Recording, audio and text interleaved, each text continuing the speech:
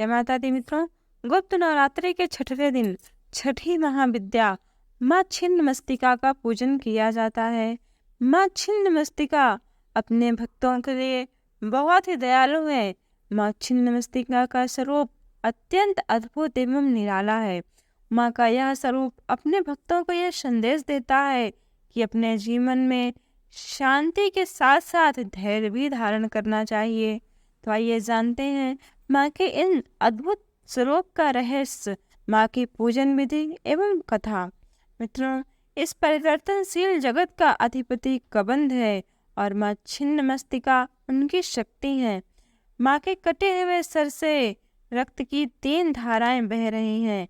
माँ की 3 आंखें हैं और माँ का मदन और रति पर आसीन है। माँ इन कामदेव और रति के आसन पर आसीन है। माँ कह रही है कि जीवन में काम सुख से भी बढ़कर कुछ और है जो आपको पाना है। देवी के गले में हड्डियों की माला तथा कंधे पर यज्ञोपवीत है। माँ का यह स्वरूप अत्यंत निर्मल एवं पावन है। जो भक्त शांत भाव से माँ की उपासना करते हैं वो अपने भक्तों को शांत स्वरूप में दर्शन देती हैं। परंतु यदि उग्र रूप से माँ की उपासना की जाए तो माँ अपने साधक को दर्शन देने के साथ साथ साधक को चाटन भी करने का भय हो जाता है। इसलिए माँ की पूजा बहुत ही शांति साथ करना चाहिए।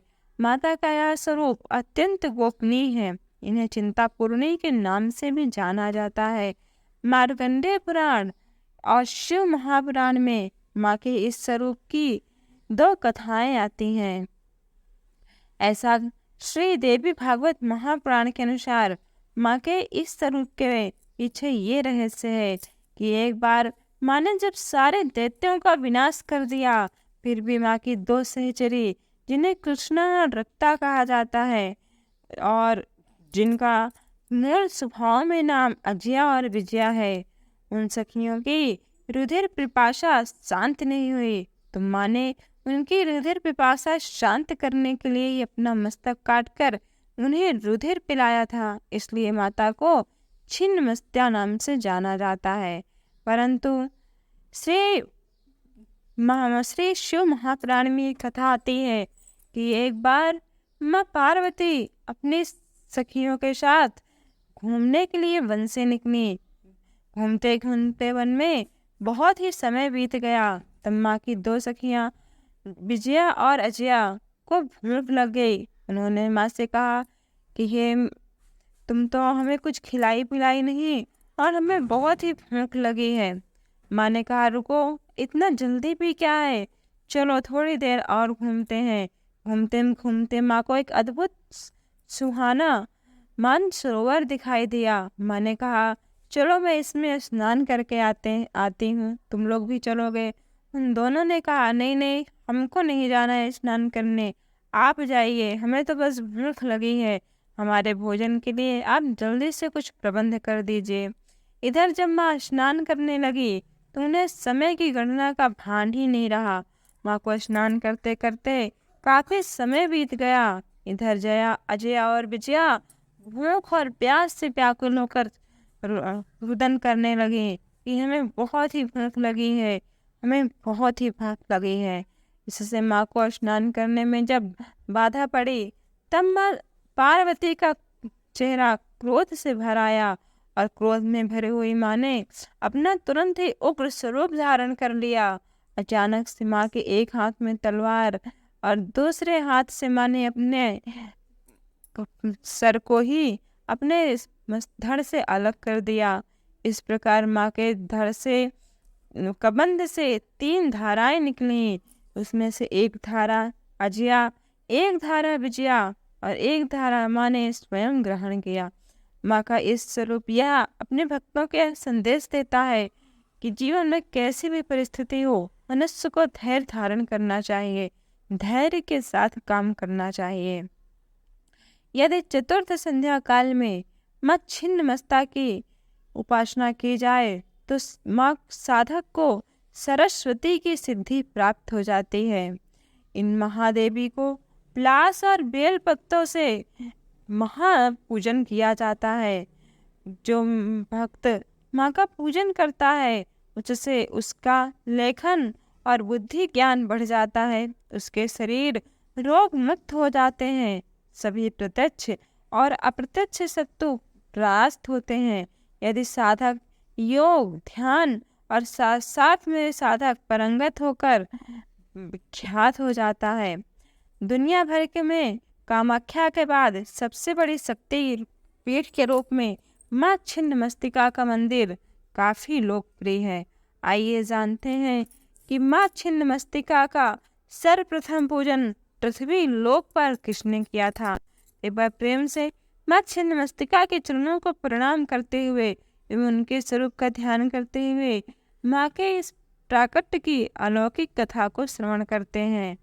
कहते हैं कि एक बार पूर्णिमा की रात में छोटा नागपुर के राजा जिनका नाम रूपम था और जिनका नाम रज था और उनकी पत्नी का नाम रूपमा था, इन्हीं दोनों के नाम से इस स्थान का नाम रज रूपमा पड़ा। एक बार पूर्णिमा की रात में राजा रज घूमने के लिए जो है दामोदर और भैरवी नदी के संगम स्थल पर पहुँचे। रात्रि विश्राम के दौरान राजा ने स्वप्न में देखा कि एक लाल वस्त्र धारण किए तेज मुखमंडल वाली एक कन्या खड़ी है। उसने राजा से कहा कि ये राजन, इस आयु में संतान न होने से तुम्हारा जीवन बहुत ही सूना है। यदि तुम मेरी आज्ञा मानोगे तो तुम्हारा वंश अवश्य ही आगे बढ़ेगा। राजा की आंखें खुली तो वो इधर उधर भटकने लगे। इसी बीच उनकी आंखें स्वप्न में दिखी उस कन्या से जा मिली। वह कन्या जल के भीतर से राजा के सामने प्रकट हुई। उनका रूप अलौकिक था। माँ का स्वरूप गुड़हल के फूल के समान लाल था। माँ के इस स्वरूप को देखकर ही राजा भयभीत हो गए। राजा को डरा हुआ देखकर वह कन्या कहने लगी कि ये राजन, तुम डरो मत, मैं छिन्नमस्तिका देवी हूँ। कलयुग के मनुष्य मुझे नहीं जान सकते, जबकि मैं इस वन में बहुत ही प्राचीन काल से निवास कर रही हूँ। मैं तुम्हें वरदान देती हूँ कि आज से ठीक 9वें महीने तुम्हें उत्तम पुत्र की प्राप्ति होगी। देवी बोली, हे राजन, अब तुम हमारे मिलन स्थल के समीप तुम्हें एक मंदिर दिखाई देगा। इस मंदिर के अंदर शिलाखंड पर तुम्हें मेरी प्रतिमा अंकित दिखेगी। तुम सुबह पूजा करके मेरा आराधना करो। ऐसा कहकर माँ छिन्नमस्तिका अंतर ध्यान हो गई। इसके बाद से ही यह पवित्र तीर्थ रजरप्पा के रूप में विख्यात हो गया।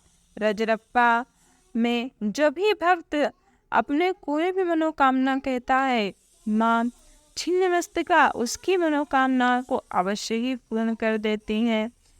यहाँ जो नदी बह रही है, भैरवी और दामोदर, इन्हें भगवान शिव और माँ पार्वती का ही स्वरूप माना जाता है। मित्रों, ये वीडियो आपको कैसा लगा कमेंट करके अवश्य बताएं। एक बार कमेंट बॉक्स में प्रेम से जय माँ छिन्नमस्तिका अवश्य लिखें। और अभी तक आपने वीडियो को लाइक नहीं किया तो एक लाइक करें। और ऐसी कथाओं के लिए, रोचक जानकारियों के लिए हमारे चैनल को सब्सक्राइब कर बेल आइकॉन प्रेस करना ना भूलें। जय माँ दी।